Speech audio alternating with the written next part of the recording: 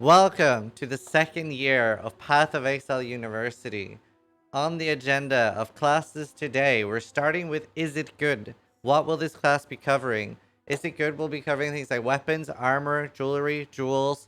They're going to be covering like what to look for. You'll see me pick up an item on the ground, identify it, and in less than 1 second, I'll know if I'm keeping it, if it's good, if I'm saving it for a character 6 characters down the line or not. How do you do this? Well, I'm going to try to teach you and talk a little bit about what is good on different items. So this is going to be pretty general and entry level. If you're already a veteran, there will still be like some things, but this is like focused on new players. Probably none of my classes are going to be like super basic. They're not the best teacher, but I'm going to try my best.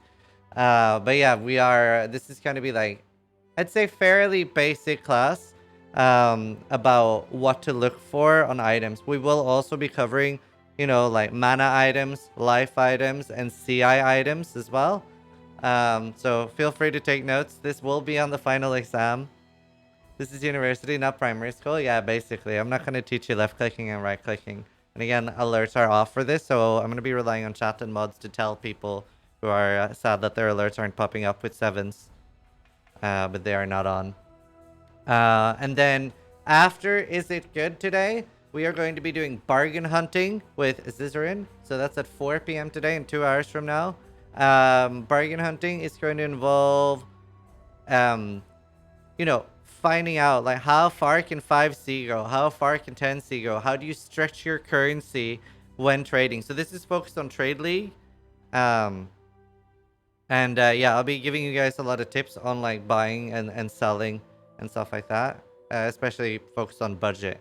After bargain hunting, we're doing price checking with Zizaran. Would have been hilarious if I got Mathel for that, or Rise. But yeah, we're doing price checking. This is going to be another focused on Trade League. So for those of you who play softcore or hardcore Trade League, it's going to be focused on that. And it will be when you find an item. Obviously, we're going to already learn in the first session of today if it's good or not. But then when we know that it's a good item and it's worth selling, how do you figure out what it's worth? We'll cover that later. And then after that, we're going to talk a little bit more about craft the build, which is going to be crafting for your own build and talking a little bit about specifically how to craft items and what kind of currency and stuff you would use. Class is starting now. All right, everyone ready? Class in session. Can I get some yeps? Any yeps in chat? We're taking attendance. Yep. Any yeps? Excellent. I should have had chat on screen for this, but we'll polish it a little more tomorrow. Again, it's a lot of stuff going on, so we haven't had that much time. Hope everyone's excited, and we'll keep improving these every year. We're going to be doing this every league start. So, wait, I should have prepared stuff. No, I'm just kidding. So there's a lot of items we're gonna look at. All of these like drop tabs are basically items that are good, that I have like prepared throughout SSF Hardcore and things I'm gonna be keeping, and also base types. So let's let's talk about elemental weapons in particular. So let's see. We're going to bring up the most valuable resource, which we're going to be using the most. Elemental weapons, like very, very hard. I still want to cover them. They're not that popular, but this would be, let's see, there, F11. Let's bring up one-handed swords, because I'd say foils and wands are the most popular elemental weapons. So this is POEDB. And we can link to that in the description of the YouTube video as well. But POEDB.tw is the most valuable resource that we're going to be using. Well, I'm just going to cover everything. So with elemental weapons in particular, very notoriously hard to get good ones. But what are you looking for? So with all elemental weapons, and I'll be also talking about wands for this because it's very important on wands for particular spellslinger builds. So if you notice, there's a very, very large difference here, which is particularly important for spellslinger. The reason being that spellslinger converts your flat damage to attacks to spell damage, right? That's like the important thing to notice here, because normally if you were doing, for example, arc, and you were self-casting arc, and you had a wand with flat damage to lightning, that wouldn't do anything.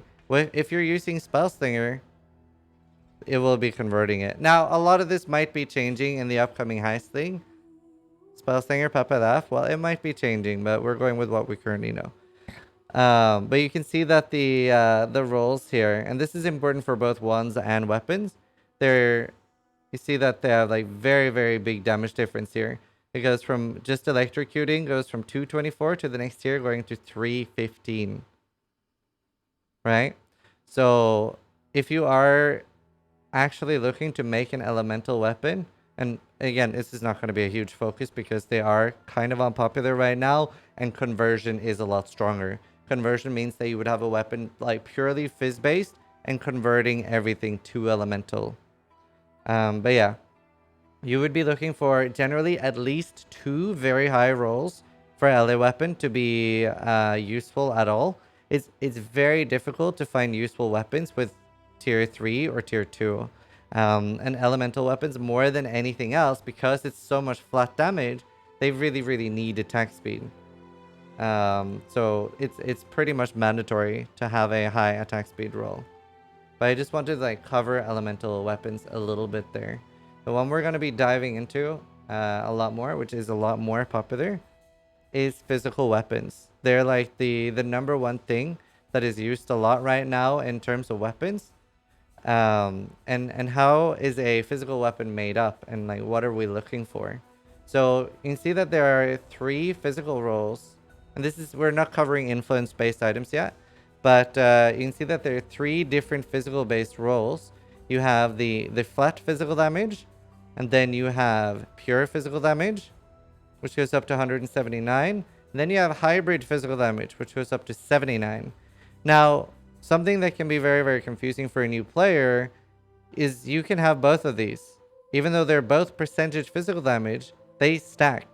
So that means you can do 179 plus 79. And even though it is a little bit basic, I do want to explain item level as well while we're here. So if on this website, you can see here you have the number 1, 11, 23, 83, and you can see item level. This is based on where the item drops. So for example, a rare monster in a level 81 map would drop an item level 83 item, and this can then get that role of dictator. It can get merciless, and this is very important because that means that early on in the league you don't have access to that. So maybe you want to rush up to a 73 map or a 71 map and get it from a rare monster to get that, right? Because day 1, if you're playing a melee build, you're not going to be able to instantly go for merciless. There are some items that you can get at a higher item level from divination cards, but generally you're going to be dealing with just, getting something that's good enough.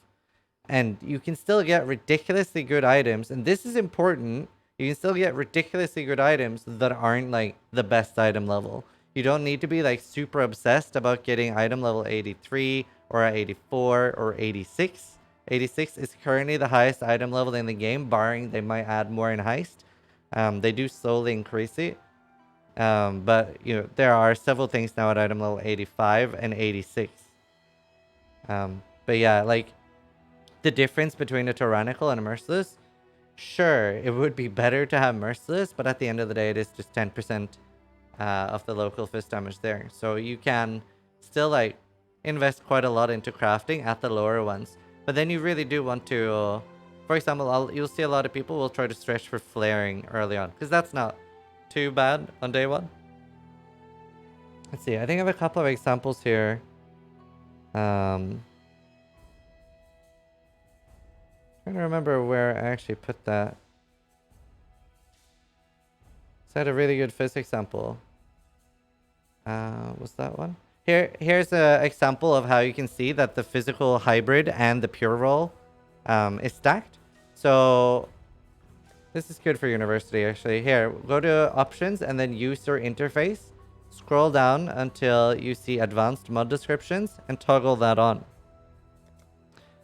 And then when I hold down Alt, you can see here that it shows the tiers of the rolls. And, you know, the item level's always on. So you can see at the top, this is item level 79. We want more damage. Yes. Here you have one with tyrannical. There's no like hybrid craft at the moment from the vendor or for the crafting bench. We will be like talking about the crafting bench quite a bit as well. But yeah. Let's see. I'm trying to think where I had a harvest example, but my tabs aren't super organized. They should be more organized, but who has time, right? Oh, I think it's here. That's the spell example. Here's an example of one that is like pretty much ready to use early on. While this is like very similar to tyrannical, it is actually not tyrannical. This is a incursion modifier. There are some special modifiers from different parts of the game, like incursion, synthesis is different implicits, and things like that. But the incursion ones can be really good. Some of these, not this one, but some of them are like really good with league specific things. One example being harvest, which obviously isn't going core, but they were sometimes worse or better to remove. There were like some tags that were missing in harvest in particular. But yeah, so here's an example of a good weapon because you see that it has the 169 physical damage, and then on top of that it has flat physical. In this case, then we would craft like quality and attack speed, and that would be a lot better. It would be a very, very good. I want to show you guys something actually for figuring out PDPS real quick. Not everybody plays with like a macro that checks it for you, but most people have Path of Building. Now, a feature that's in Path of Exile that is insanely good is you can copy paste items just by Control-C. So if I hover over the item now, there's no mod or anything for this. This is just the game itself. I've now clicked Control-C. If I then, let's see there. If I then click Control-V, you can see that the entire item is here now. I can open a notepad and just paste it into Notepad too. You see here, there's like nothing special. This is just Control-Cing over the item. Control-V. There. But a useful thing about this is you can use this to avoid like actually crafting on your item and then calculating the PDPS. PDPS is physical DPS. So for example, and how to calculate this manually if you for whatever. Why did it? I hate my new like Windows switched to Norwegian. I don't like it. Anyway, here. So the manual calculation is you would do the low end plus the top end. So 99 plus 193 divided by 2 and multiply by the attack speed, right? So the problem with calculating like that is sometimes you don't have quality on the item and sometimes you don't have the crafting bench craft on the item, and you don't want to like use 3 or 4C if it's not going to be an upgrade over what you have. So what you can do is you can Control-V it directly into Path of Exile's Path of Building program. Well, it's actually third party, but it is worth getting and I would recommend it. I'm also using the community fork, which I think is ! fork in my channel. But you can see that the quality 20 is instantly added onto it here. So this is now 220. And then we can just search for attack speed. We could either add the pure attack speed roll. This is 1x.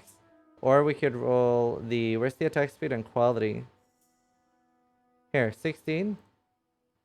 And then like pop it up to full here. Then we can see that the weapon is 255 DPS. This is usable on day 1, but it's probably not something you would actually use very, very endgame. Now, it is important to remember that the quality here, you can see that it is red in Path of Building. And this will not show up in the PDPS. What we would do in this case then, we would add, this goes up to 16, so we would add to 36, so 270 DPS. So that is like a very, very useful thing that you can use in a lot of cases where you aren't 100% sure if the craft is going to make it usable. Let's see, did I have one more?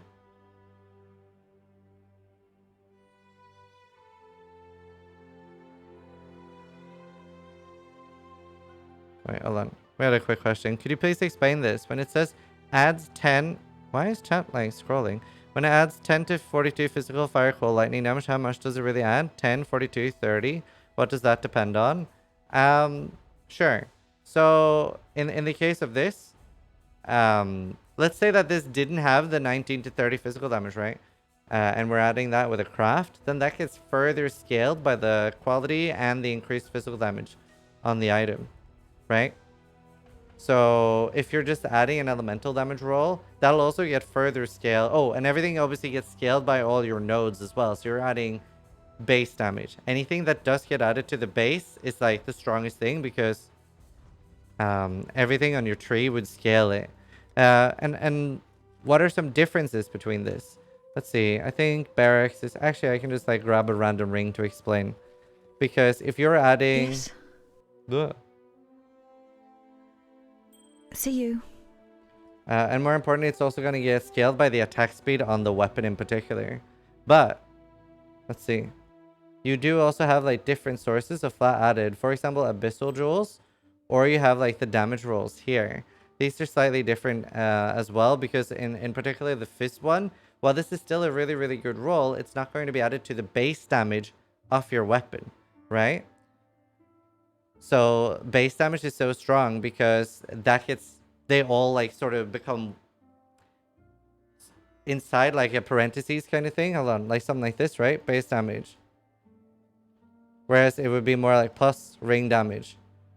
So that wouldn't be... The physical on your ring wouldn't be adding to the base damage of the actual weapon itself. Because they would be like multiplying with each other. And that's why like people are paying so much for like 700 or 900 or 1200 PDPS axes. So it's still really, really good to get high damage on your ring, but they're not part of like the same class. That's why like the scaling there is important. Let's see.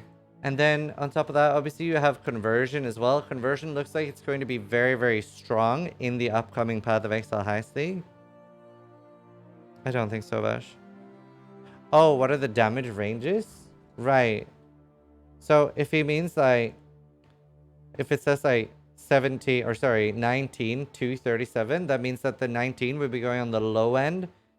That's the lowest possible it can add. And 37 would then be the highest possible it can add. But yeah, so about conversion and why this is going to be very strong in Heist is... Let's see, I don't have a picture of that right now. But one of the weapon base types, the implicits, and the implicit is, for example, you see the increased spell damage on the imbued wand here. This is the implicit. That's just sort of always there, no matter what like orbs you use, with some exceptions, but not important right now. But the spell damage would stay there if I'm spamming chaos orbs on this weapon. And there's a new type of base type, implicit, that's coming in Heist now, which is converts 100% of your physical damage to random elemental damage. And that can be particularly good for a couple of reasons. Something that, I mean, I have to do like further math on it, but elemental equilibrium could be very, very strong with that. And then having an actual really, really high physical damage weapon. So for example, and we've used that a lot with elemental hit as well. Elemental hit like won't be doing the same one twice, but this one will. So there are cases where it could do fire damage, but most of the time it would probably be doing fire, cold, fire, lightning, cold. So it would be a net benefit of a damage increase for you using elemental equilibrium. So that is really cool with the new base type. Yeah, like Vash said, on average, elemental equilibrium would be 25% reduced resistance. So it is a net benefit there. And that's obviously because that it has plus 25 but minus 50. So yeah, 25% more damage on average. So it's really, really good, the new base types. It does make elemental more exciting. It is a bit of a problem, in my opinion. Like elemental hasn't really been amazing for a long time, just because of how strong physical damage added as extra, which is just more damage, is in Path of Exile. And just to cover it quickly as well, there is a very big damage difference between increased and more. It used to be very complicated for a lot of people. On the Fortify gem, you used to have, for example, 50% increased melee damage, whereas the melee physical gem would have like 55% more physical damage, but Fortify obviously gives you the defense thing. So a lot of people will come to me asking, Sis, why don't you just use Fortify instead of melee physical? Because they weren't paying enough attention to like the increase / more. So it's yeah, it's complicated. So the TLDR is better. Just use Fortify? No. I mean, Fortify did get a buff now. It has like, I think it's 19 or 23% more damage. PoE Fortify. Let's just check real quick. Yes, I accept your cookies. Wait. Oh, there. Fortify support. Yeah, so now it's like more melee damage and it goes up to 34 actually. So it did get like quite a big buff. But you can see already here just in the quality. And the wiki is very, very useful. The wiki is very, very useful to use. You can just search for like PoE and then whatever gem you want to look for. You can see that the quality here is increased attack damage, but then the damage itself is more melee damage. And there is a very big difference there, because more is like multiplicative, whereas the increased is just additive. Now, let's talk about the most complicated things, which is spell weapons. Isn't actually more than 25 less resist? Probably, but on average. I'm terrible at math. I'm not a math teacher. Let's go look at, for example, spell gear. So spells have a lot of different things that you can get on them. Actually, first, before we show that, let's bring up the this.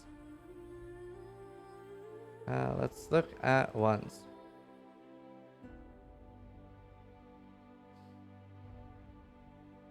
You need both? Right. So you can see that on spell weapons, you have a lot more rolls. That can sometimes make them harder to do. Because if you're looking for particularly spell things, you might accidentally roll all the you know, the attack skills like fire, cold, damage, and lightning. Crafting is going to be a lot harder in Heist because there's no indication that anything is going to have any form of deterministic crafting from Harvest, right? Harvest had like so nice crafting systems for like getting the items that you need or removing things. That's not something we have access to anymore. So now it's a lot more RNG. It's a lot more RNG now. That means that essences are going to be more powerful for us. And same with fossils. I'm not sure if I'll have time to cover fossils like as in-depth as I should. But yeah, we'll see. But let's talk a little bit about spell weapons. So what are you looking for? Well, something that's very important to know is that spell gems scale very differently than attack gems. So let's see, what can we bring up as an example? PoE Fireball. And then PoE Reeve. I think they're good examples. I think they should be good examples. Okay, so first, let's look. There they are. So if we look at Reeve, you see here that going from a level 20 Reeve to a 21 Reeve goes from 155 damage effectiveness to 156, right? I mean, yay, I hit a 21 Reeve. I already get radius at 20. There are some gems that do get nice things, like +1 radius or something at 21. But I'm not going to invest 110 chaos to get 1% more damage unless I'm like really passionate about this character, right? So this is important. But this is the same for pretty much every spell gem. There are some other like examples too, but I want to explain the core concepts. I might need to get water as well instead of Coke because I start like, gets like gassy. Anyway, damage effectiveness. That's how well it like translate all the damage scaling you have from your weapon into the skill itself. So like it'll like multiply the damage on your weapon kind of, and then you have scaling. Anyway, let's look at Fireball. Look at the damage increase here. It goes from the lowest hit is 1095 to 1643. That's at level 20. Here you see, I don't know what that is, like 20% increase, 10% increase, 15, but it's like a massive difference. That is like a large increase. 15%, yeah, it's a large increase from one level. And that's why it becomes so important. I think like, and the lower you go, the more important it is. So if you're able to get like for example, a +2 tabula early for like, you know, leveling new characters a little bit into the league, or you're able to get +1 level wands, and later on +1 level amulets, like things like that is insanely strong for spells. So yeah, it's very, very good. Now you can get +1 to spell gems, and you can get +1 to all the respective elements. So technically on one wand, you can get +2.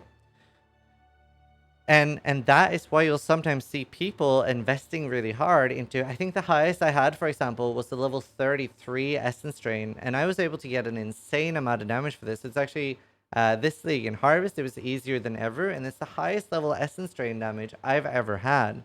I think I had like 800 or 900,000 damage on my tooltip in-game, whereas normally I'm pretty happy with 300,000.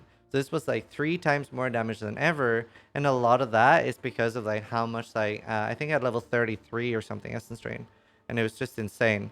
And part of that scaling is like why spells are so nice early game, because you don't necessarily need to get like a crazy well-balanced weapon with like fist damage, fist damage, fist damage, and attack speed, right? You don't need all the rolls. Maybe all you get, which by the way, this is another reason why it's so strong. Look at the item level requirement for this. It's item level 2. That means that you can get this right off the vendor on your first character. So sometimes you'll see a lot of like I'll just show and explain real quick. But because these are item level 2, you can get them literally from God Nessa hasn't abandoned us. just by like looking through like this. So obviously, like being able to like get flat out of the lightning, that is nice also early on. But getting like, you know, say you were playing an Orb of Storms or Stormbrand character, getting +1 lightning spells, that can carry you all the way to maps or quarry, depending on the league. So that is like very, very strong. God hasn't And definitely a abandoned thing us. worth looking out for. Let's see.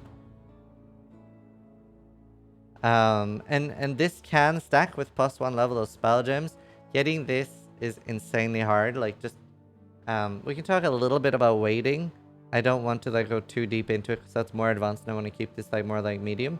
But you can see that waiting 50 just means that it's like very, very rare, and like the 250 is a little bit more common. And we can look at, for example, something that's like fairly common is like the resist rolls, right? 500.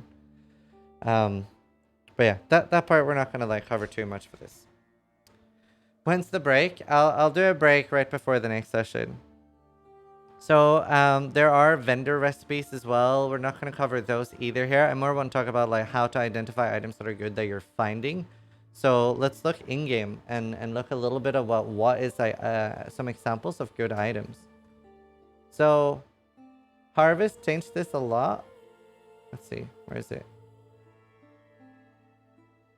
Where did I have it? So like, for example, something like this is already very, very good. In Harvest in particular, and I'm hoping we will get deterministic crafting in the future, then I could have very easily guaranteed physical skill gems here just by doing cannot roll attack mods and augmenting physical. In this case, that would have been the only one. So that is an example of something we're losing and we won't have anymore. This would still be a really, really good item. You can divine this to +2 all spell gems. Then you have the 110 spell damage, and you can craft flat damage on top of that as well. Now, how do you figure out if you really want like high flat damage, or if you want to focus on spell damage or elemental? And what is the difference between spell damage, fire damage, or elemental damage? Well, let's explain it and look at that a little bit. So, we're going to look at Fireball again. And then we're going to look at Storm. No, actually, Arc. So we're going to look at Fireball, and we're going to talk a little bit about damage effectiveness and why it's important for figuring out what kind of weapon you want to use. Same thing? No, these are different.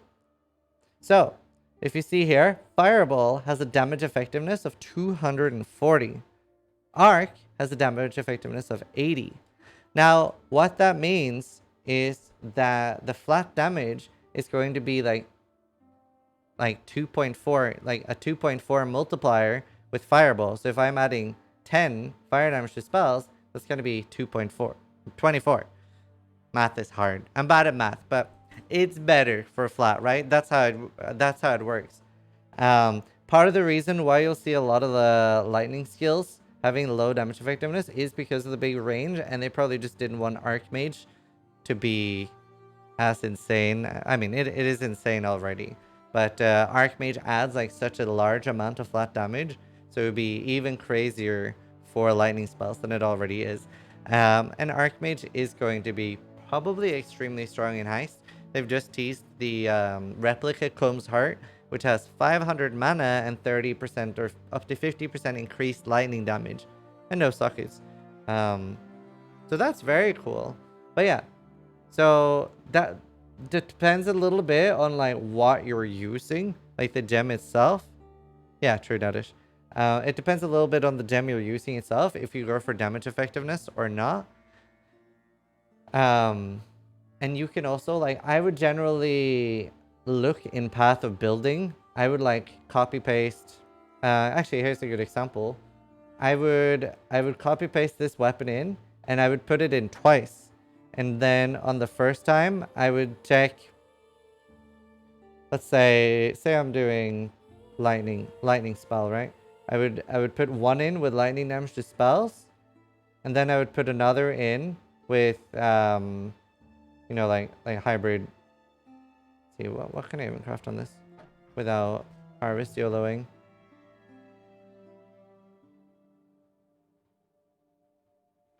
Yeah, let's say, I mean, for cold it would actually obviously be that. You do have like +2 level support gems you could craft as well, and then throw in an empower. But more importantly, like getting into the habit of checking things yourself and putting in multiple. Like sometimes you would have the option of, am I putting on flat damage or am I putting on percentage spell damage? And then copy pasting 2 of the item in, and seeing the difference in your damage here on the left when you actually, this isn't a build, this is just blank POB, but seeing the damage difference there, like that'll help you and take you a long way. So are we going over the flat added versus added? Yes, that's what we're covering now. So again, like you do get a very, very clear indication there just based on the flat damage, but it is definitely always worth checking yourself, I would say. All right, let's see. Now, same for Spellslinger. Let's go grab a wand. We're gonna go grab a random. Actually, I think I have a wand already. I don't think I need to go grab one. Imbued wand. So, Spellslinger. Oh, that's actually already a finished example. There. Spellslinger is an example of something that might get nerfed, but it's probably still gonna be in the game, and it's important to cover how Spellslinger works. And let's go buy a Spellslinger gem as well, because this sort of combines all the things that we've just talked about.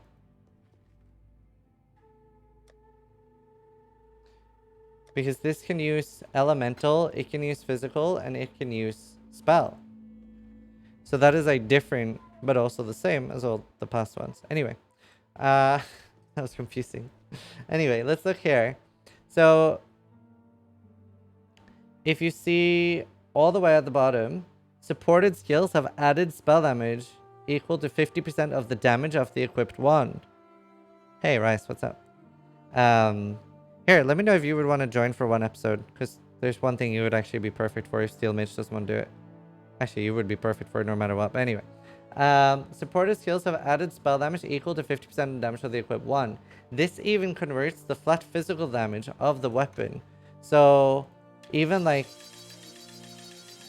there, it would already do more damage. It would already do more damage for a Spellslinger. Now, a lot of the time you're going to be using a lightning, fire, or cold spell, and then the physical damage itself doesn't really matter. But the nice thing about Spellslinger and why it's so important is because it combines everything.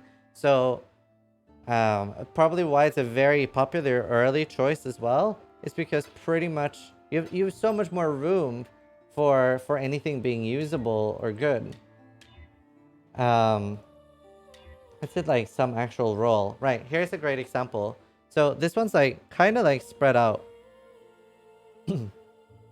But this is like the fire damage to spells, and it has like some physical damage. This is already usable as a Spellslinger wand early on, because it uses if you had like 20 to 40 fire damage to attacks, fire damage to spells, and a physical roll, all of these are damage increases for you.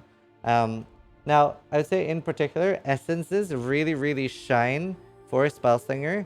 So let's like just say we were crafting an endgame one. It's very popular to save up. Like, it's a pain on SSF, but a lot of people will still save up for a deafening essence of anger when crafting volatile dead spellslinger ones. Because like you can see it goes all the way up to 176, which is slightly lower than if you rolled it yourself. But they also ignore item level. So even though this is item level 77, the highest roll is item level 81 or 82 if you wanted to naturally roll high fire damage. But anyway, let's just slug this on here. And this is already a fairly usable one. It's by no means an amazing one, but it is fairly usable for like a volatile dead spellslinger. So for example, now next we would do fire damage. Actually, we would be doing this one for 8 chaos. So up to 60% fire damage, and this is now very usable for volatile dead. And yeah, so as you can see, like the really nice part here is you can use fire damage, you can use fire damage to spells, you can use percentage fire damage, you can use +1 fire spell gem level, right? So you can just use everything. If you got a wand that had 170 physical damage and like a flaring roll as well, like that would be fine too, right? That's the thing. Like endgame, you are, especially on spellslingers, a little bit more gimped on damage, and you'd have to invest more into like an actually good wand. So in this case, like a best in slot wand would be, for example, the tier 1 fire damage or the anger that we just explained. And then as the second roll, you would have either +1 damage to spells or flat damage, and then the other one, right? Or sorry, you could have the yeah, the percentage fire damage. Sorry, the percentage fire damage would be the second one. But you have like all those to switch between on the end game. Attack speed is nice, but that's more about quality of life than anything else. Craft God tier 1. No, but like for endgame, spellslingers do struggle a little bit more. I have a question. What's up? But yeah, so that's the main strength of spellslinger. And as you see, it like sort of like combines everything else. But what about other builds? When is the break? 10 minutes before the next one. Ooh. Hold on. I'm like standing on like something to make it like easier on my feet. There are other spell weapons too, and we did mention arcmage a little bit. Now, a lot of players are going to ignore mana, right? A lot of players will see mana on an item and be like, ugh, why couldn't that be a good stat? So obviously arcmage converts mana into damage. So if you get anywhere with other decent stats on the item, you want to start paying attention to mana. It is worth looking at. Once you start getting 120 to 100 and what's the highest roll on mana can go to? Like 170 or something? It can go pretty high. 160. So yeah, it's worth paying attention to. So an example of a good like arcmage weapon would be something with like over 120 mana and then either +1. Actually, +1 lightning gems isn't that important. You actually would like the reason for that being the +1 lightning, like we showed, it does add a large amount of flat added lightning, but arcmage builds already get so much flat added that you would rather have spell damage or percentage lightning damage, right? That's just because there's like sort of like a soft diminishing return there, and you want more of the percentage because that'll scale all the flat that you're getting for arcmage. Why does arc benefit from getting mana? No, arcmage, not arc. You can play arc with arcmage. I'll show you in-game real quick just so there's no questions. It's generally used with lightning seals, but you can also use it with conversion. So arcmage, this is just a level 1, but yeah, supported skills gain added lightning equal to 70% of the mana cost. So then you try to invest into the mana cost of the skill itself being very expensive, and then you'll see like arcmage characters will have like 3, 4, 5, 6k mana, and then the mana cost gets invested into flat lightning. then you want high percentage lightning and percentage spell damage. Now, let's talk a little bit about the differences between, like, for example, elemental damage and lightning damage, spell damage, stuff like that. So, for some skills, it doesn't really matter. But there are some cases where elemental damage can be better. So, one quick example is, for example, if you're doing Ignite, then spell damage isn't really going to be helping you much, right? It's not going to be scaling that part of it. Whereas fire damage and elemental damage would. And then you also have... This is actually very confusing. I'd say one of the harder things in Path of Exile is heralds. Heralds actually even have the spell tag. They're not a spell. Let's show that. So that's actually very confusing.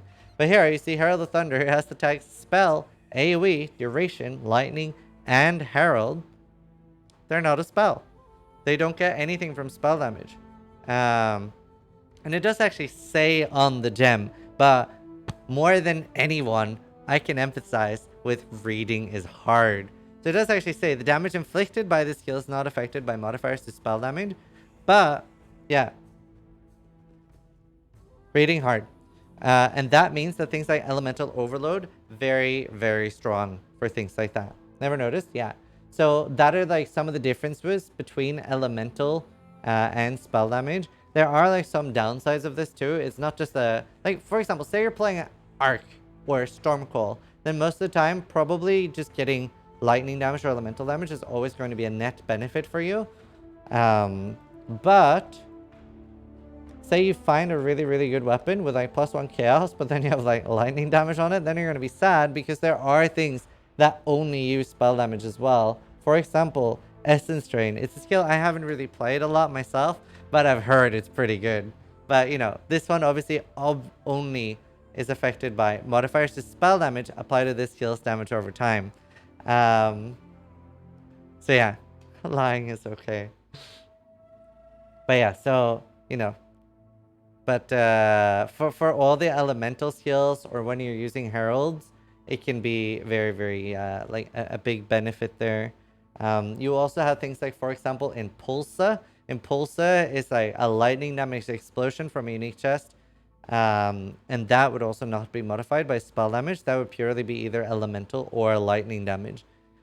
And yeah, these things can crit as well. They're very hard to scale with crit because it's hard to get base crit, and then you're forced to be assassin, and in some cases forced to get a Watcher's Eye.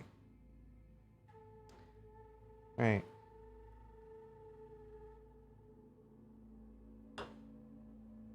But yeah, so that's sort of like the main important things to look out for weapons there, with like all those different things for elemental, physical, and spell. Not right now, Glory, no. But yeah, so that... Let's see, how much more time do we have? We have another like hour left, and I have to cover armor, jewelry, and jewels. So yeah, this is going to be like... These... I will work on these for every season. But yeah, maybe I should have more than 2 hours for this one next time. Let's move on to armor and what are we looking for. So, some common questions with armor. It's like, well, evasion, armor, ES, life, mana? Like, what are you looking for, right? So this depends a little bit on your build, and it's going to be like very, very build specific. But yeah, we'll talk a little bit about all the different ones. So evasion, you know, it makes you dodge attacks specifically from monsters, so it's not going to help you against spell. If you come up against a skeleton mage that's throwing sparks at you, evasion isn't going to do anything.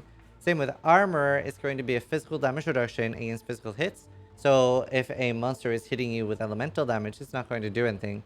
There are some like special things you can do in Path of Exile that changes this, but for all intents and purposes, obviously, just armor without any of the special stuff is not going to do anything against elemental damage and spells and stuff like that.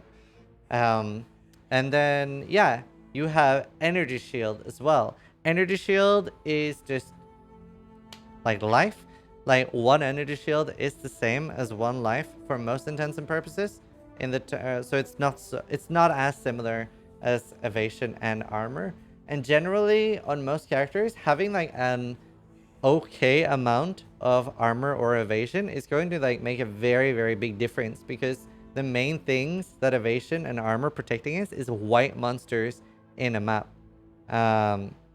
They're not generally used to protect like a shit ton against like bosses or slam attacks and things like that. So yeah, having like, for example, 3000 armor or 3000 evasion honestly goes a very long way, even in higher maps, to protect you against the white monsters. And then obviously we have life. A lot of the time, well actually, this is a CI character. I'll log over to a life character and we'll talk about life gear first. Life is going to be the bread and butter when you're a new player. Energy shield and CI builds. I'll show CI on the skill tree too. It's just maximum life becomes 1 and you're immune to chaos damage. And then generally characters using this would stack a lot of energy shield gear to replace life. And it's easier to get large amounts of energy shield. But yeah, let's talk a little bit about life first, because that's the bread and butter of new players. And a lot of the times when I've done Sunday roasts in the past, which is like a build review where I try to insult people, when I do those, I'll see a lot of like new players that are complaining about dying really struggle on getting life on items. So obviously this character has 7,500 life, which isn't like the most I've ever had, but it is a fairly respectable amount of life. So let's look at a little bit about like the gear that I have here. Now obviously this is a very, very fine-tuned character, but a lot of this could still be upgraded, especially in Trade League. So 80 life there, 80 life here, 90 life. And for life characters, getting strength rolls is actually very nice too, because the 52 strength here would be like 26 life. These are hardcore rolls. Well, I mean, people generally, I just assume people don't like dying on softcore either. Every software player I've talked to say like they don't really enjoy dying. So, yeah. But yeah, so as you can see, like pretty much all of my gear has like very, very high life rolls. Obviously you do have more freedom to skip out on that on softcore, but you know, if the purpose is to not die, then yeah, try to get life on pretty much everything. And yeah, strength rolls are very important as well. Now, generally, whether you do energy shield or life, you often combine it with something else as well, like another layer of defense. We will be doing a full episode about layered defenses, so I'm not gonna go like too hard into like how all the defenses work here. We're just gonna talk more about gearing, but generally you do combine it with something else. This character is very, very advanced layers of defenses that I won't go into right now, but yeah, you can see it does have like 2,700 armor with no fast up, and that will actually make a very, very big difference against white monsters when they're attacking with like auto attacks and stuff like that. And honestly, just want to cover it as well. The biggest movement, or sorry, the biggest defense in Path of Exile is moving. Whenever you are face tanking something, it's just like very easy to just like move while attacking or something, which is something that adds a very big layer of defense to, for example, brand characters or any like very, very mobile characters. Don't face tank. But yeah. And again, like for life builds, you'll see like a lot of people use things like Vermilion rings and stuff like that, because they have percentage life. And you'll also see a lot of that on chests. Can get percentage life. You can get it either as a craft from your crafting bench, and there's also percentage life from incursion chests. That's the Alva temple. So if you have the, I don't think I have a life temple here, but there's a life temple, and the boss can both drop percentage life chests. They are also like fairly common drops from other content such as Blight and a few other things. We can look at the like different life rolls here. Here, 5 to 8% is a craft. This is an unveil, so you have to get that from doing betrayal. Just a lot of people don't like betrayal because it is very complicated, but it is there. And we have hybrid rolls for this as well. Think actually this already has a hybrid roll. So if I hold alt here, and again, this is, I want to show off this several times because a lot of players don't have this on, but in the user interface, advanced mod descriptions, you can see when I hold down alt here, you can see that you have the up to 23 flat life from the monk prefix, and then from rotund, which is an excellent word, I have up to 69. Nice. life. So yeah, you can get on a lot of items, you can get, you know, 100 to 150 life. And then you can throw in strength on top of that as well. So with investment and finding very nice items, you can obviously get an amazing amount of life. I've had several characters with 10 or 11k life. But that is like very, very invested in. Let's say a tanky character on hardcore would have like 7 or 8k life. So how do you choose all of these defenses? Well, it depends a little bit on your ascendancy and your base class. Because, for example, a Marauder, especially as a new player, for example, Marauder or Duelist character is going to have a lot of a harder time going Energy Shield just because of the placement on the skill tree. Like, you're very far away from all the Energy Shield nodes. And that's not saying it can't be done, but, you know, it's going to be a larger investment into gear and generally requires you to know what you're doing. So even like Templar doesn't really have a problem turning ES. It's just mostly these two that are so far away from CI that it is more of a problem. Laughs and Jug. Yeah. But like obviously even Ranger and Templar, even though they're not like super close, generally don't have a problem going either low life or chaos inoculation. And a quick just like blow at least 10% of people's brains. CI is not the same as low life. Even though you only have one energy shield, you're always considered on full life. So pain attunement with 30% more spell damage does not do anything. Even though one is low, it is not low. Low life is like 30, is it 33 or 35? 33 or 35% and less. So generally that involves that you reserve auras on your life. Yeah, 35, thank you. So once you're 35% life or lower, you're considered low. So yeah, generally people would use, you know, like discipline and blood magic, for example, and then you balance the level of your blood magic gem until you're low. But yeah, so what are the advantages? Like, why do people go CI? Well, obviously you're immune to chaos damage, but there's actually not that much chaos damage that is insanely like hard in the game. Like this was very nice in the gauntlet race we ran because then most people had minus 100 chaos resist. So getting CI to deal with that is a very, very nice way of solving the problem in like if you're playing a high difficulty league. But in general, we see at the end game that chaos inoculation and energy shield builds are so popular. Why is that?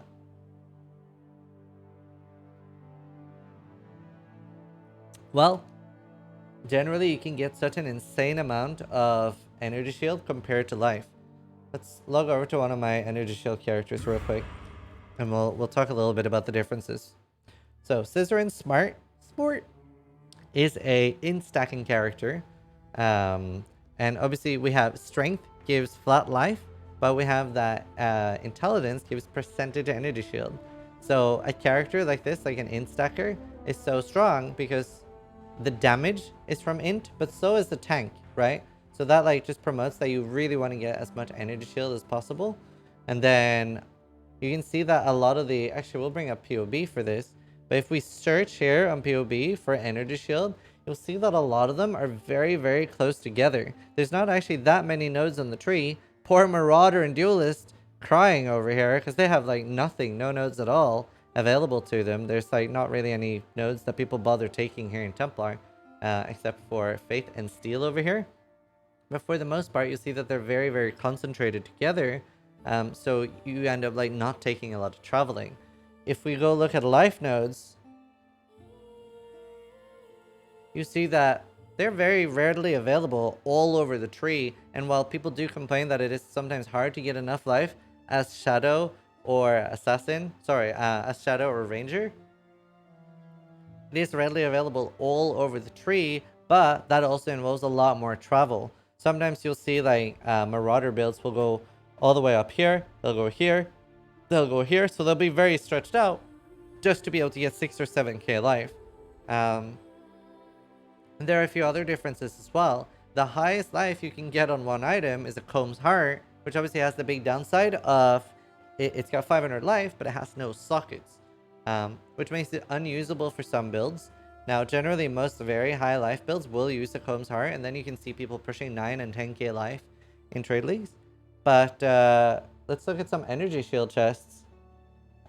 This one I'm using is pretty low, but even that is 550.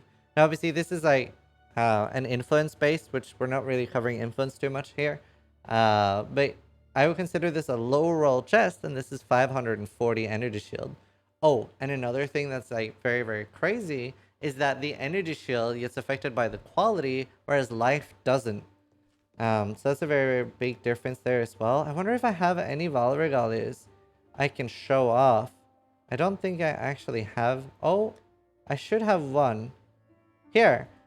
Here's a Val Regalia with some decent rolls. This isn't even like max rolls. This is double tier 2 with tier 1 hybrid. So you see that it has the unassailable, incandescent, and then seraphims. And it also has 44 quality, putting this just at 703. And I can't remember the exact maximum Val Regalias right now. Maybe chat is able to assist me. But I think you can roll slightly above 800 with triple tier 1 and max quality. And that is obviously a massive difference compared to a Comb's Heart with 0 sockets, and the max they can get is 500. Anyone remember what the max on a Val Regalia is? We could check it in POB too. But at least it's a lot more. And then the thing is about like all the items. 69? Nice. But yeah, 806. So you can get up to 806 on a Val Regalia. But then you also have like all the items. You see that all the things I'm using here. My shield has almost 400 energy shield.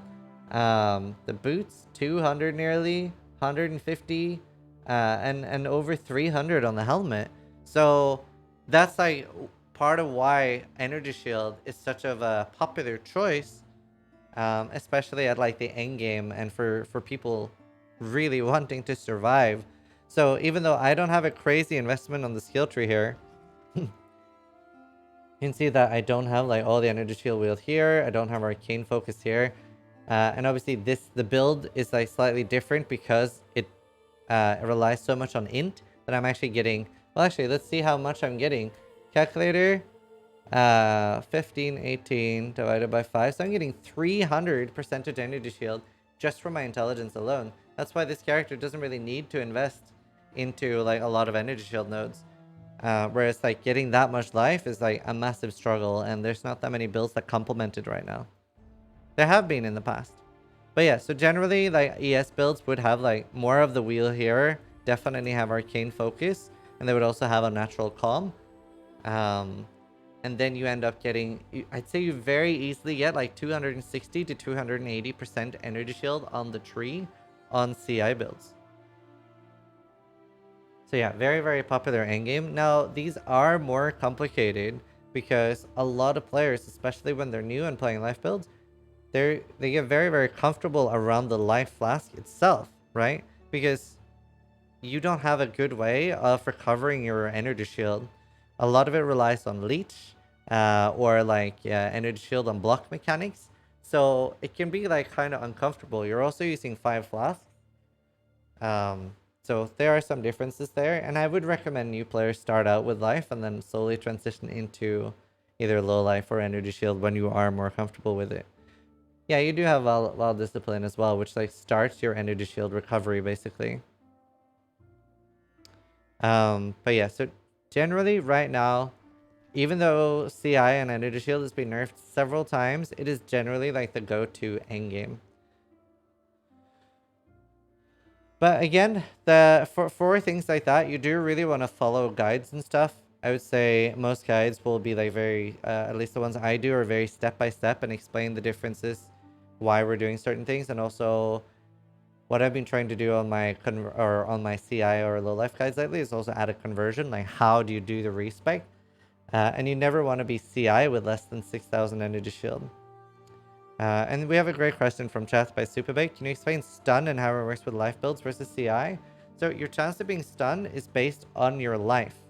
So that means that when you have, for example, 4k life, you're going to be stunned very often. Do you have 6 or 7k? Then you're probably not going to get stunned very often, mostly like bosses and slams. How is this calculated for energy shield? Well, for energy shield, you're not calculated as if you have 1 life, right? Because then you would get stunned all the time. Literally anything would stun you. You are stunned based on how much life you would have without this node. So I would be stunned as if I was a character with 1,575 life, which is still a lot. I will be getting stunned a lot. And that is why these characters generally have some form of stun immunity or stun resist. And this brings me over to my favorite ascendancy at the moment, Trickster. Because Trickster is also, it's an extremely good hybrid class, but it is also probably the most offensive thing, or one of the most offensive things in the game right now. Very, very popular choice for racing due to how easy it is to do things. So Trickster, and why it's so tanky in particular, is because of Ghost Dance and Escape Artist. So when you take Ghost Dance, you start getting Ghost Shrouds, and what these do, well, you can see when hit, lose a Ghost Shroud and recover Energy Shield equal to 4% of your evasion rating. So you can very easily get like 1, 2, 4k ES per hit you take. And then obviously Trickster specializes very hard on not getting hit a lot. On top of that, you have Escape Artist, which is 1 max energy shield per 6 evasion on a body armor. So that means that it's very easy to get like a Sadist Garb in particular, which is a evasion energy shield hybrid base. It's very easy to get this to the level where it's the same as like a 700 Vala Regalia. You can craft that with either dense fossils or something like that. But yeah, it's very easy to do that and get it to a decent level. So just by taking these two ascendancies, you're insanely tanky. And you see on the fourth line here, it cannot be stunned while you have Ghost Shrouds. So it gives you such a nice buffer and able to get out. So that's a little bit about the choice between CI, and I just wanted to bring up Trickster there. But yeah, so let's look more at like ES items and why they're good. So generally, the difference between ES and life is with life items, you pretty much just need the life roll and some resist, right? And then you're good to go. The problem with Energy Shield is that you need multiple rolls. That's why you can't really like, well, first of all, you can't really league start with it. But if we look at this, right, this one does actually have 2 rolls. It's got the tier 1 unassailable and it has tier 1 seraphims. But then since it doesn't have any flat right now, it's not really a usable item. Like 200 Energy Shield isn't enough that we would actually be wanting to use it. So the problem with Energy Shield is that it needs at least 2, like it needs a flat and a percentage, sometimes all 3. Hey, slight upgrade. So that is like the downside of Energy Shield, that it like, especially with a harvest, can be harder to craft. Boots in particular are a nightmare, which is why Syntreks are insanely popular. Syntrek have up to like 170 Energy Shield on a max roll, plus they have 30 movement speed. Some decks and some in, sadly they don't have any resist. But getting boots with movement speed and Energy Shield is very, very hard because of the fact that you're relying on getting flat and percentage, and then obviously the movement speed itself is a prefix.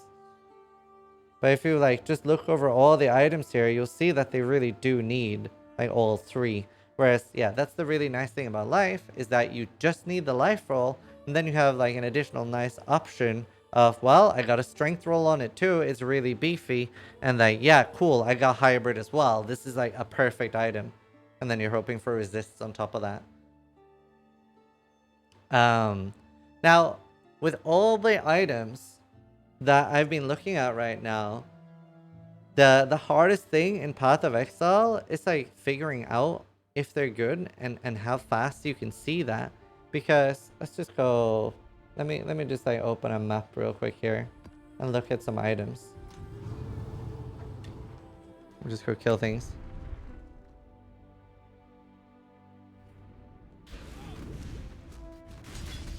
Just find some random items. Any rares, please? A grand treasure fractures like a dropped mirror, yet somehow goes unharmed. Obviously, like, finding items like this that are going to be amazing. Not exactly likely. But it'd be fun. I did once, like, identify a triple tier 1 Vala Regalia. So, like, basically perfect Vala Regalia. And that was back before Energy Shield got nerfed too. So it was like 986 Energy Shield Vala Regalia that I found from a core. But yeah. I need more pockets. Let's see. So we picked up some like random rares here. Now, generally, when you're picking up items, and the way I would approach this early game is I will like focus very heavily on one part. So an example would be early on, I'm going to really need some boots. Maybe I'm still using like 10% movement speed and 10 life from my early on. Then I'll basically focus on picking up every single boot that I see. Once I get something that I think like I'm not likely to get a big replacement from this until I go like really hard on crafting something, I'll probably stop picking up boots altogether. Obviously, like this can be slightly different in Trade League. And the thing that I will always be picking up would be like rings, amulets, like jewelry like that, and always jewels. Single boot, yeah. Right. So, for example, like this is a trash item, right? That's very easy to see. It is usable just by crafting life on it because it does have resists, but not like anything particular. Ah, perfect. So, this can sometimes happen. Let's for an example purpose say that instead of accuracy, this had 44 fire vest as well. So it would have like 44 cold, 44 fire, and then you see the life roll there, and you're like, a lot of people could very easily skip that, but then you gotta check if that is hybrid, which in this case it is. So if this didn't have the mana or it didn't have the energy shield, let's see if we can like fix it up just to like demonstrate. Perfect. Yeah, okay. So we got rid of like the energy shield there. If this was like this and didn't have the like, you know, it has like decent resist, this is actually a very good helmet early on. Because now this would be like a 90 life helmet with 44 fire and 44 cold. Fixed with annul. No, don't. The annulment was not part of this. This is examples. Ignore the annulment. But it's very important to check for hybrid, especially early on. Because early on, like, okay, you actually wouldn't have access to the 70 life craft, but this could then be like a 70 or 80 life helmet. So it's very, very easy to like ignore stuff like that, but looking for hybrids is very important. And remember, like, you have access to so much through the crafting bench. And it's important to remember and realize you can scroll down and it'll show you undiscovered and what you don't have yet from unveils. So for example, I can see here, if I do the labyrinth trial in the Imperial Gardens, I can find all attributes, or Solaris Temple level 2 for cold damage, and then it tells you what to unveil and stuff. But like this would be like a decent item now. Gloves are trash. There's nothing on it. Sometimes something I'll see is that people will get baited and be confused just by looking at the tiers. Like sometimes people will unironically link me items, which, you know, say all of these were tier 1, right? Like, oh, it's got tier 1 lightning damage to attacks, tier 1 evasion, tier 1 hybrid evasion, and tier 1 life gain on kill. People would sometimes message me and be like, sis, this is 4 tier 1 rolls. Is it good? No, it's still not good, right? It just doesn't, there's nothing useful on this item. And why is that? Why is it not useful? Well, generally on an innovation piece like this, we would want at least hybrid. So up to like 20 or 30 hybrids so we can craft and get a very high life roll. And then it resists on top. Ideally want items early on that have like 2 resist rolls and 1 life roll.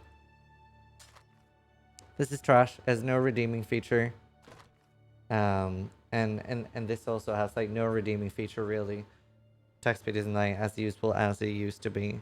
What do you mean by hybrid? So that's what I've explained a couple of times already, but I'll explain it again for the people in the back who weren't paying attention. But here we see the hybrid life is the priors. So this is energy shield and life, but it also let me craft the pure life roll.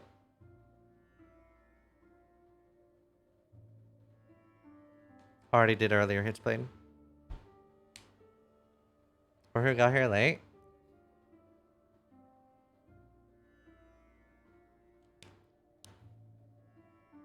When do you stop identifying rares?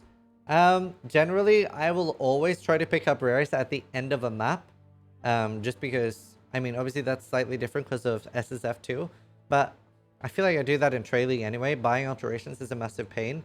So I'll try to like fill up my inventory at the boss or near there, just to like identify and vendor all the stuff really quickly. But I would generally look at my items and go sort of like a diminishing returns thing. Say that I have like pretty good boots, right? They've got 30 movement speed. They've got 77 life. It has Tier 2 fire resist, so like 44 fire resist. It's got 32 cold and an open suffix, right? They're amazing boots. Can I find better boots? Sure. Am I realistically going to find better boots just by identifying rares on the ground? Probably not. So you can pick up boots to sell, but you're probably not that likely to find like, you know, crazy good stuff. So yeah, that's generally how my approach is to like picking up things. I'd say the hardest thing in Path of Exile is figuring out what is good for builds that you aren't playing. And honestly, sadly, the answer to that is obviously like watching guides is actually pretty good. I just realized, like, watching guides for things that you aren't playing yourself and seeing the item recommendations, but also playing other builds. What I did myself when I was new to Path of Exile is I would try to play very different builds. So I would play a melee build, then I would play a spell build, then I would play a summoner, then I would play a bow build. Because in the start, I only played bow builds, so I had no idea, like, what was good for spell characters. Like, I didn't play spell builds for so long. Like, literally no idea, right? Like, flat damage to spells? Like, what am I looking for in a spell weapon? So, sadly, like, the biggest thing that's going to make you learn that is playing different builds. But also looking at guides can help you.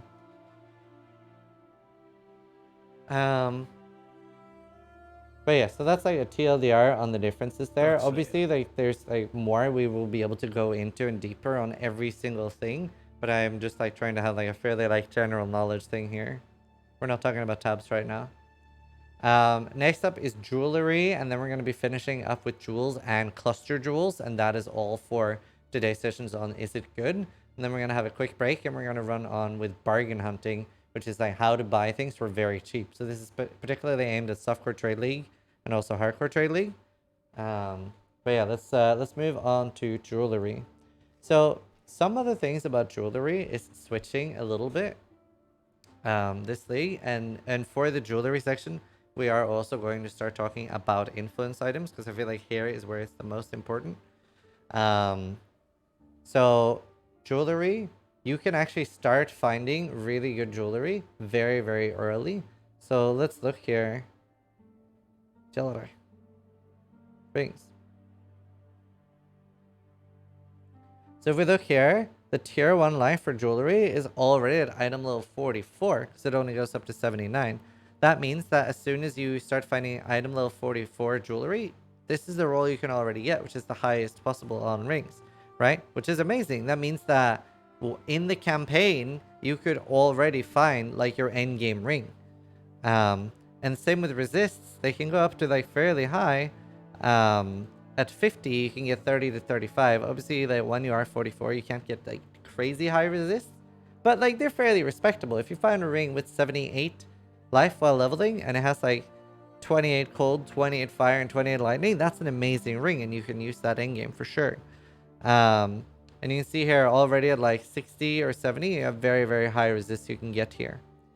And that's generally what you're looking for on rings early on. You're looking for like a high life roll, so like 60 to 79 life, and then a resist or two, and an open suffix that you can craft on. Now, something else that's very popular on rings is getting curses. Now, this is changing now in the upcoming league because, for example, Assassin's Mark is being turned into a mark skill instead, like some of the other ones are going to be hexes. So, for example, flammability, conductivity, and stuff like that is still going to be like before, where they're going to be used for clearing, whereas Assassin's Mark is now going to be a single target skill. Right now, I would be like using it to like curse things just by right-clicking. Everything that I hit with my kinetic blast is going to get Assassin's Mark, and that is changing in the upcoming heist league. So curse on hit rings is going to be different. I don't think it's been like fully confirmed yet, but I would still assume that like conductivity on hit and stuff would still exist on rings, both on influence rings and also on delve rings. They might even exist like Assassin's Mark on hit, but obviously you can only have one enemy cursed with Assassin's Mark. So there are some changes there, and I don't think everything is like fully clarified what's happening with items. But let's just assume that at least the things like flammability and conductivity are staying on rings as curse on hit.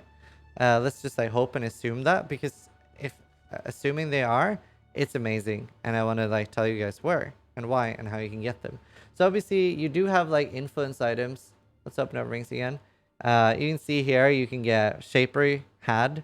I'm guessing it's removed, but it might not. Had curse on hit for Assassin's Mark, and then Hunter had elemental weakness and despair.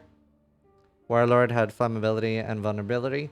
But when you don't have influenced items, which you get like in the Atlas once you start killing the Conquerors, or you start like killing Shaper and Elder, so you might not have access to that early, the influence spaces, you can buy them as well. But something that's even easier is Delve. You'll notice it looks like that, but I wonder, like the search option's kind of bad. I wonder if I have one that I can show. It's like a special node. Here, perfect. Contains chaos items. So when you find this, and there is one for each element, so you know, contains lightning items, fire items, stuff like that. If you find contains chaos items, this can drop a couple unique items. Well, I say unique, but they're rare. I just mean like special ones. But more importantly, once you find a chest that says jewelry with these nodes, they can drop, for example, despair on hit rings without being influenced. So let's go look at those. So this one, for example, was found in Delve. You can see that if I hold it in my hand here, even though it's probably smaller for you guys, you should be able to see that this has no influence, but it has vulnerability on hit. Now, obviously, these rings are completely random, and while it was easy to fix them in Harvest, that's not something we have the option of doing anymore. But a lot of the time, it is worth it to just use like a ring like this that's like fairly crap, chuck some life on it, and then, well, I have a curse on hit now. And there are no special mods on fossils anymore. That has been completely removed. So you do have to find these in the actual nodes. But I'm hoping and guessing that is staying, like the curse on hit nodes and stuff. But they look like that. There are like ones for like fire, lightning, cold, etc. And then you have to be lucky and find the box that says contains something jewelry. I'd say the jewelry boxes themselves, when you get them, have a 50% chance. I think the most I've ever had to visit was 3 nodes to get a curse on hit rings. I'd say mostly when you find one, you have a very good chance of finding a curse on hit ring. Whether that ring is good or not. What if you reroll a Delve mod or incursion? Will it remove that mod and you can't roll it again? That is correct. So let's look at this ring now. If I'm like, okay, well, oh, I lost the vulnerability. How do I roll it back? Well, you can't. It's gone. It's gone, Jim. Same with incursion. Didn't I have something with incursion here? Same with incursion, right? If you roll over it, it's gone. It's not something like that item, the delve item or the incursion items, they're not special bases. They just happen to have that special mod on them. Whereas, like, for example, if I'm re-rolling this, it's a hunter one, then yeah, that can hit these mods again. What do you mean it's gone? So that is like, they are different than influenced items there. I normally have like special tabs full of influenced items.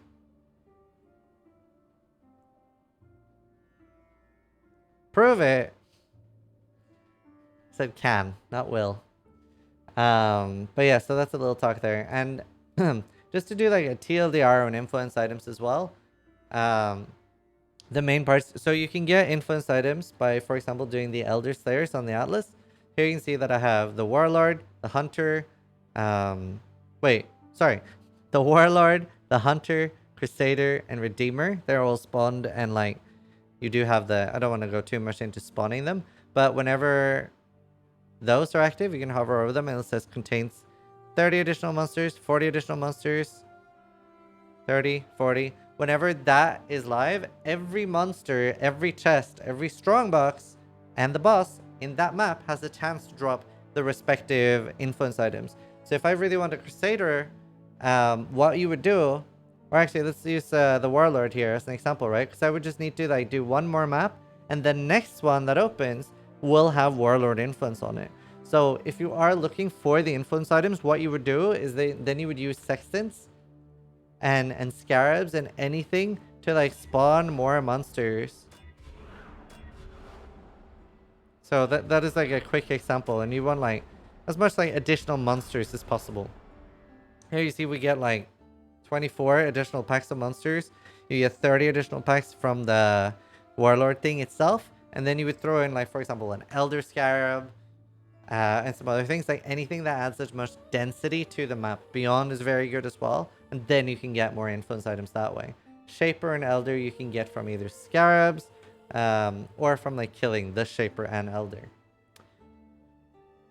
So that is like a quick intro to influence items there. Actually, I can explain a little bit more. Why are they special? Well, all the influence items, and these are all on the website here, POEDB as well, very important resource. They have like special roles. And there are special delve roles too, but it's not something you can craft in any way. They are either on the item when you find it, or you can't get it. It's not something you can craft for. Cool background equals good. Yes, that's the TLDR. That's the takeaway for most things.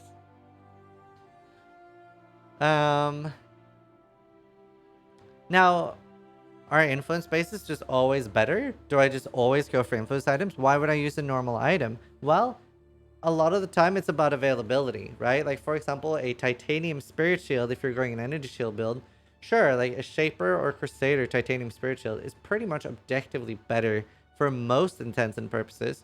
However, they're also going to be like 10 to 30 exiles because it is the best base and the best influence for what a lot of builds want. So a lot of it is just like they're crazy expensive, and sometimes you're going to have to settle for a normal one.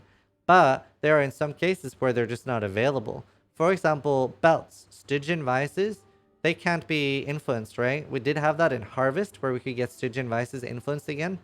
But they're a massive pain. And Stygian Vices have so much power because of Abyssal Jewels being so strong. A lot of people, on most builds, Abyssal Jewels are used for at least Onslaught. For example, even Essence Drain. Yes, Jamaldito. And then you also have, like, somebody brought up the point of Bone Helmets. Getting those influenced as well is a massive pain. So a lot of it is to do with availability.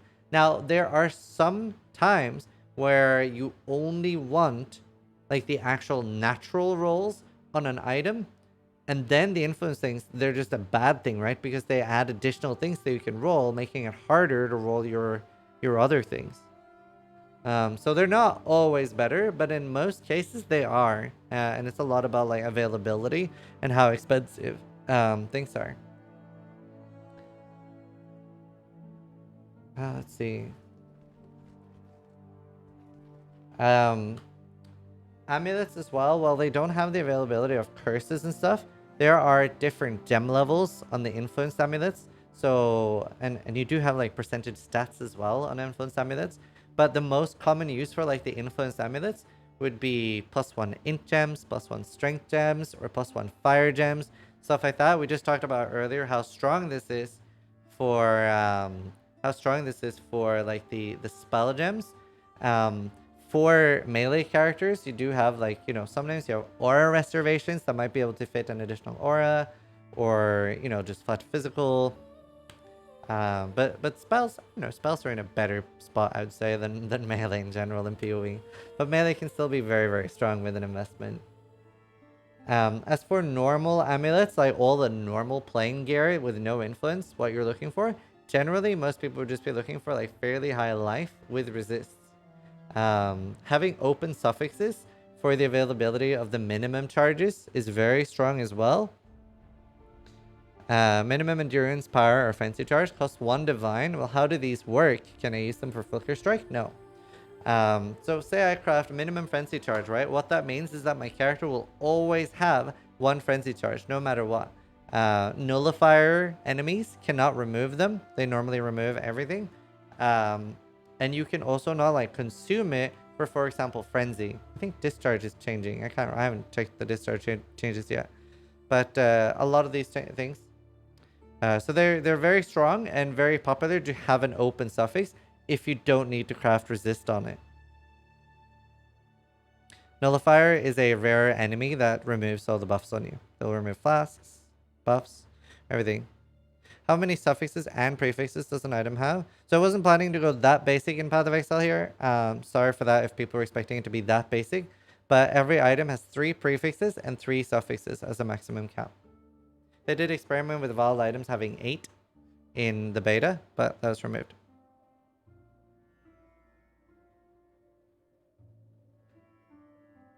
Can I search for particularly veils to buy them? I think so, but I've never done that. I'm not sure.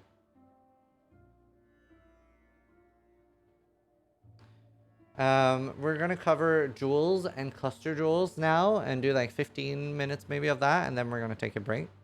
These are like surprisingly exhausting. 8 in beta. Hope you guys are enjoying it. So cluster jewels are core in the game now. I wonder if they're gonna change and make them easier in heist. They are exceedingly hard to roll right now, and I would say for most builds. You can search for veils based on syndicate member's name. Awesome. For most builds, you're never going to get one that's better than the skill tree itself right now, which is very sad because in Delhi, they were probably a little bit too easy to roll, where you could get like perfect 4-stat jewels for just, you know, a couple hundred alterations. Now you're looking at like 3,000 to 10,000 alterations and you're still crying because you didn't get one. So cluster jewels are very, very hard to roll. I am hoping that this is going to change in heist because... Sorry, in Delirium, not Delve. Warriors are hard. But let's look a little bit. They are on here as well, so you can look at them. So for example here, large cluster jewels, and let's say that we were looking to do a spell damage one, something I've used a lot this thing. And then you can see that they do have level requirements on the item level. So some that you can get while leveling, like say you're level 50, and that's fine if you only want these. But then, let's see, where's Mage Hunter? Mage Hunter, for example, which is one of the stronger spell damage ones, is level 68. So you do actually need to look at this.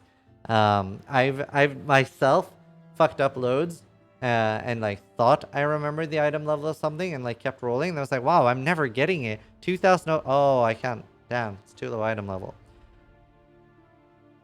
So that can be a pain. And we'll talk a little bit about like the passive skills. For most largest, for example, you want either 8 or 9 passives. I think 9 is fine. If you're ignoring that, then it's the same as 8. But if you're picking that, maybe it's the other way around. But either way, like generally 8 and 9 are both fine.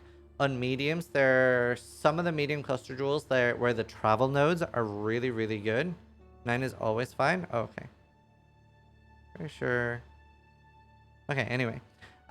There were some where the small travel nodes on the medium ones are very, very good. Like curse efficiency and like the aura efficiency was very strong for a lot of people in Trade League this league. 9 is missing 1 point. The extra large goes between start and the jewel. Awesome. Yeah, I know this. That's what I thought too. But anyway. And on smalls, it depends a little bit. Honestly, there are different cases for 2. So on mediums, you can get 4 to 6 passives. Largest go 8 to 12. And the smalls have 2 or 3. Generally, there's no reason to ever have more than 8 on largest, unless, you know, you can't afford one. But so you'll see 8 largest, especially with high enough item level, where that is applicable, will be very expensive. In Delirium itself, I think the 8 passive lightning was 300 chaos on hardcore, which was awesome. That's the one I needed. The mediums go from 4 to 6. In most cases, 4 or 5 is the same, by the way. And in most cases, you do one less there. There are a few, the aura one, 6 is better. On the smalls, like for example, especially small life and small energy shield are the most popular ones. There are pros and cons of both 2 and 3. Like, sometimes you're a very, very tight skill point build and then you want the 2 ones. And sometimes you're just looking for more life and you do have like a lot of skill points spare. And then 3 would be really, really good. No, 300 chaos, not X. But yeah, so how do we craft these? Honestly, in the upcoming league, most likely alterations. I feel like it's going to be a very, very alteration heavy league. You're very unlikely to actually find and identify a good one. So it's going to be a lot of alterations. Fossils are very good as well. And there are fossil calculators that can like, let's see. I think it's Path of Exile. You can use Path of Exile to help calculate for you. this would probably need a separate video, but does anyone know if there's a video explaining Path of Exile that we could talk about? Because Path of Exile basically has a let's see. Path of Exile has like, see if I can show it really quick without going into detail. But it can let's say that we want that one and Mage Hunter, and that's all we care about. You can click on compute best selection, and it will try to like find what's the best fossil selection. Sometimes it'll find guaranteed ones for you.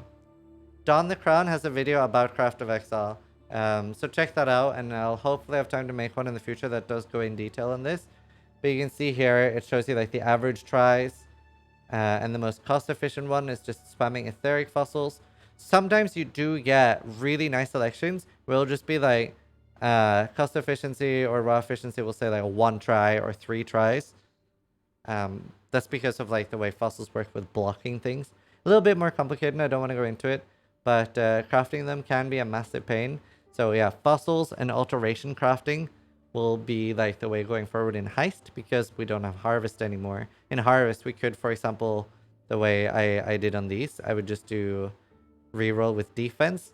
So for this character, I was really looking for Veteran Defender as the main node on the cluster jewel. So I'm using attack damage while holding a shield. If I was going to recraft these in Heist, I'd most likely use either Dense Fossils, because that would give me a bigger chance at Veteran Defender being a defense mod. And we can see that here. If we hold Alt down, you see Veteran Defender is defense and elemental. So I guess I could technically use Prismatic and Dense, and that would have a pretty big chance of heading Veteran Defender.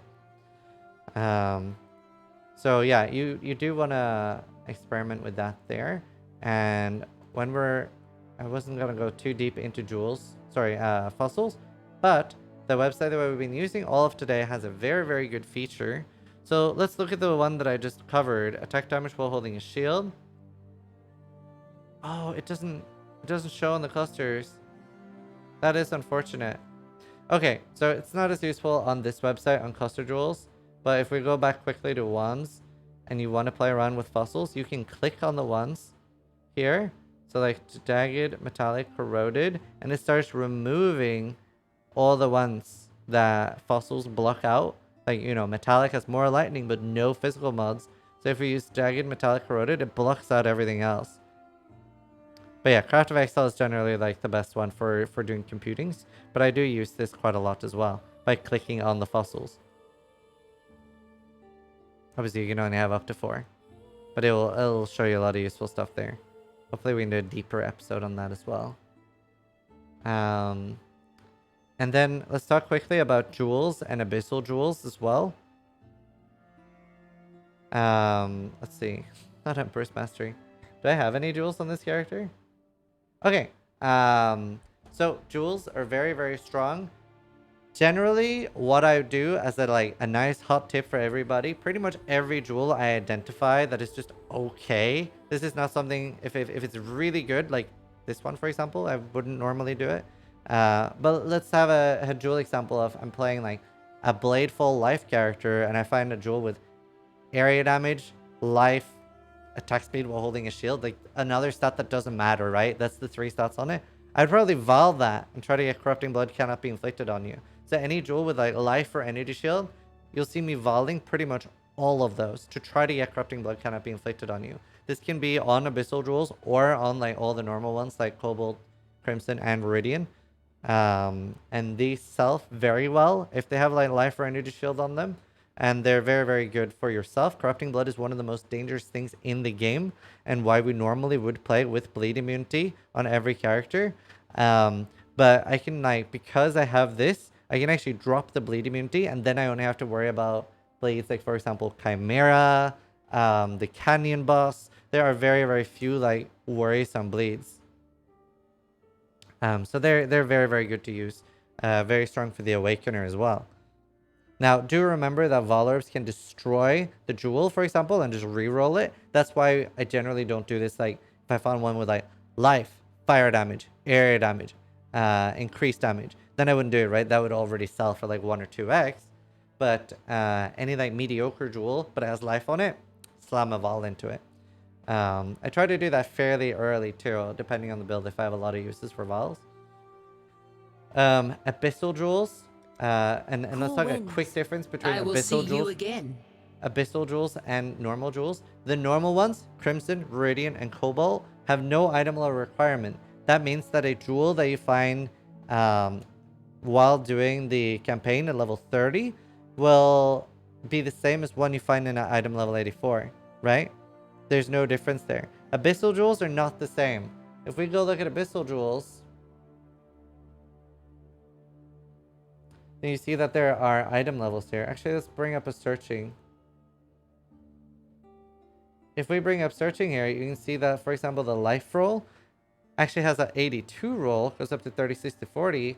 And like the, find this anywhere goes 21 to 25. So there are differences here in item level. So that's like the big difference between the two, and all the rolls are also completely different. Searching and murderous jewels can get onslaught, which is like the most popular use. A lot of builds, as long as you're killing things, you can get onslaught basically for free through this. Generally, you would a lot of people would be rolling this with harvest just by throwing caster mods on. You could probably get them fairly decently with etheric fossils as well, but this is like the main like favorite use for jewels, like if you don't want to invest too much into it. Jewels are insanely strong. They're obviously better than like most notables on this tree, like notables being, for example, quick recovery, anointed flesh, whatever. But damage wise, you can get so much damage on jewels, whether that be abyssal or on the regular ones. We're probably gonna have to like do this in like the trading session, but if you're buying, remember that you can like list. See if I can do a very quick example here. But you could like go through here and list all the ones that would be good for your build. Let's say you're playing Reeve, right, with one-hander and shield, or dual wield, doesn't matter. But you could do like attack speed with one-handers, physical damage with one-handers, physical damage with swords, physical damage while dual wielding or shield, whatever you're using, right? List out all the ones you're using, and yeah, like you can use the pathofexile.com/trade too. And both of the websites have a count. And then you search for 3, and then it'll find 3 of the mods of like the 16 you list. Yeah, we'll show. I'm just like very quickly doing it. Pathofexile.com/trade is better. Let's see. So yeah, and I would say like both flasks and jewels is the #1 thing that regular or like newer players, sorry, maybe either skimp out on or don't use as much as they should, because like they're so strong. For an average player, what websites do I need to open when I play for all content? So generally the POEDB website that I've been showing on stream, and having Path of Building. That's kind of all the websites you need. Like Path of Exile can be useful, but I don't use it myself very much. Jewels are trash? No, jewels are like #1 strong things. Like sometimes you'll be following a guide by me or Mathil or Steel, and you'll be watching us like clear through the content. You'll maybe get like the same gear and be like, what's the big difference here? Like why is my build shit? Like for example, with this build in particular, like the jewels is like most of the damage here. Like here I have a jewel with like 5, 6, 7, 4. It's like 22% or 23% attack speed just from one jewel. So like jewels can be like insanely strong. Even if all you get is like double damage and life, that's always worth 2 points. And that's generally what you would aim for in jewels. That is all we're going to cover in today's session of Is It Good? Come back in 15 minutes for bargain hunting with Zizaran, which is going to be focused on Trade League. That's going to be a 1-hour session talking about pathofexile.com/trade and how to use it for like searching for things with like costs and things like that. I'm gonna take like a short break and drink and chill. It's like very high, like I'm very tired after doing this. Yes, they'll all be uploaded to YouTube. Hope you guys are enjoying the episodes and stuff like that. I'm not gonna paywall any of this content, and we're gonna be doing it every single league start, and they're gonna get more and more advanced. If you do like the content, the best way to support it is just throwing down a Twitch Prime or a sub. And I hope you guys like it. No, I'm not doing Patreon. I'm just gonna have it free. It's easier. Whew. Is it good? It is good. Make screen bigger. We'll work on it for tomorrow. No OnlyFans either. Right. Let me thank people that subbed during that 2-hour session. Screamer, thanks so much for the tier 1 sub. Gazal, thank you for the Twitch Prime. Sparhawk, thank you for the 38 months. Busted School, thanks so much for the 10 gift subs. Really, really appreciate it. Gaping Coomer, thank you for the tier 1 sub. That is an excellent name. Garbitrage, thank you for the tier 1 sub. Darkness, thank you for the 2 months. Maleficent, thank you for the 16 months. Rage Q, thank you for the 20 months. Kimmeral Khan, thank you for the Twitch Prime. Jordan Fire, thank you for the Twitch Prime. Jumal, thank you for the tier 1 sub. Darshik, thank you for the 32 months. Shivan, thank you for the 22 months in a row. Trio, thank you for the 1 year. Hippocaus, thank you for the Twitch Prime. Wild Jolteon as well. And Stigma, thank you for the 2 months. I Draken Slayer, thank you for the Twitch Prime. Dakataku, thank you for the 3 months. Appreciate it. Hope you guys are enjoying the sessions. If you're not 100% on the schedule, today we're doing bargain hunting at 4 p.m., price checking at 5 p.m., and craft the build at 6 p.m. Zenhix, thank you as well. Natakuno, thank you for the tier 2. League recap coming this time. We're doing all the regular content on top of this. All the regular content on top of this.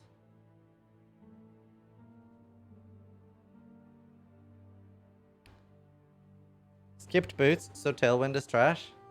I mean, honestly, I'm not a proper teacher. I also don't have like multiple hours. I only did like 30 minutes of prep work for this because there is so much we're doing at the moment. But if it helps one person, it's probably worth it. Heavy Nerf, thank you for the 4 months. Sky Saints, thank you for the 23. And Keen Shiba, thank you for the 5 months. They're not the most organized, but hopefully it helps some people. I know like everyone likes different styles of explaining things. I don't always have the best style of explaining, but hopefully it helps some people. Thank you. I'm going to take a quick break, and then we're going to be right back. Nice handoff. Paladin, thank you for the tier 1 sub. I'll be right back.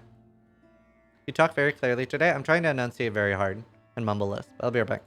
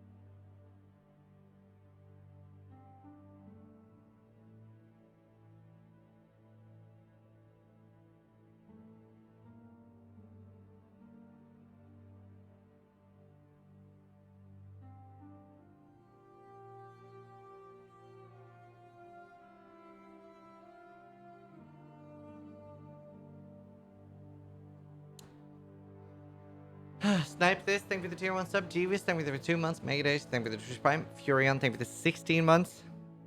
1 sec.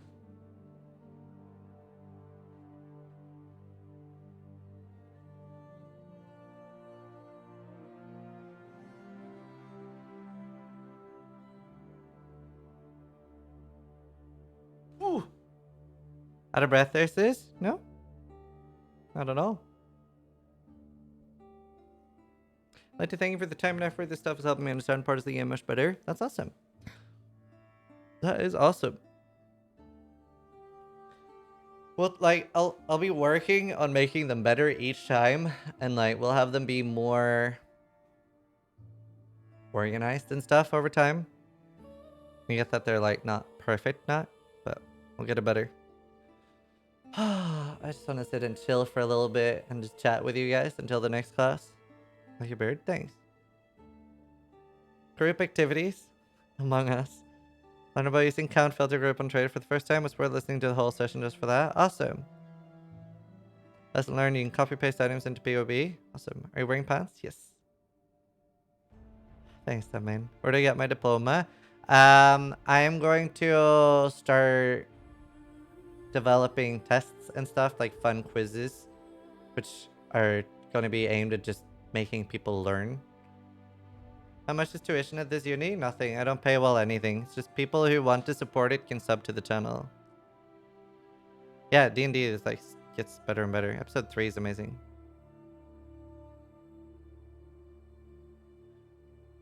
What website was he using? I can link it in chat for you.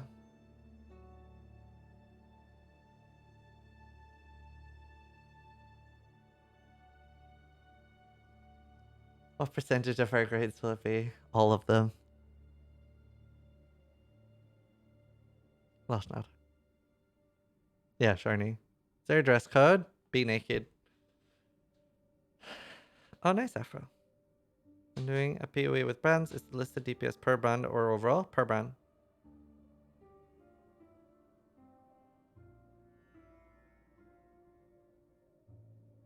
Do you pay your other professors? No, I do not actually. I just asked them if they would want to do it. So feel free to sub to the other professors if you like the content they have. You definitely should. Is D&D getting rescheduled for next week like you mentioned? D&D would be on Monday, 8 p.m. BST.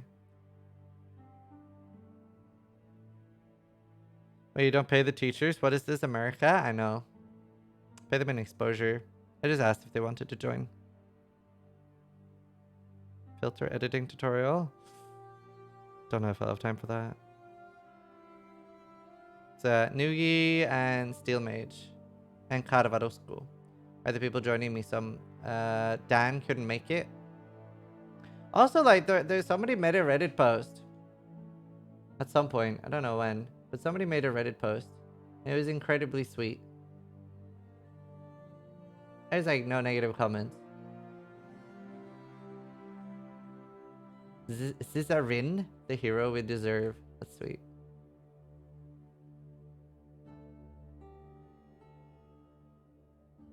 Why do you wear headphones while teaching? Habit. You got makeup on? I do not. That would be a good idea. Should start wearing makeup. So non-beginner in PoE, I'm looking forward to Carve. I would like to pick his brain. Yeah, nice.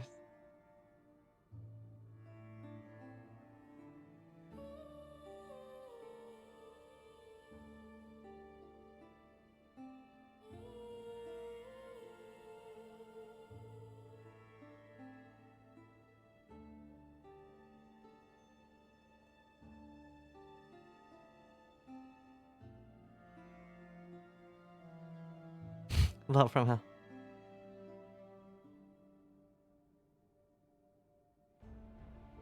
We pay by being naked? Exactly. Can you explain why the increased effect enchant on the highest one is so good? Well, like, if you have... How much was it? Like, let's say it's like 10% increased fire effect and you have 70% fire damage, then it will be 77. No, rest no.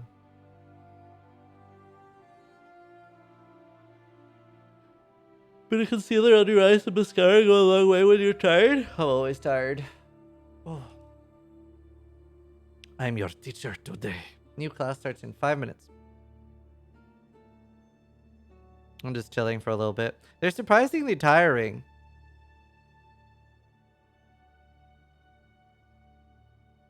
No, sure, it can't. Little seal. Am I late? You're late for the first class. You missed the first class. How many hours do I have to stay up on Lake Start to get to maps? Oh, I should stop the recording.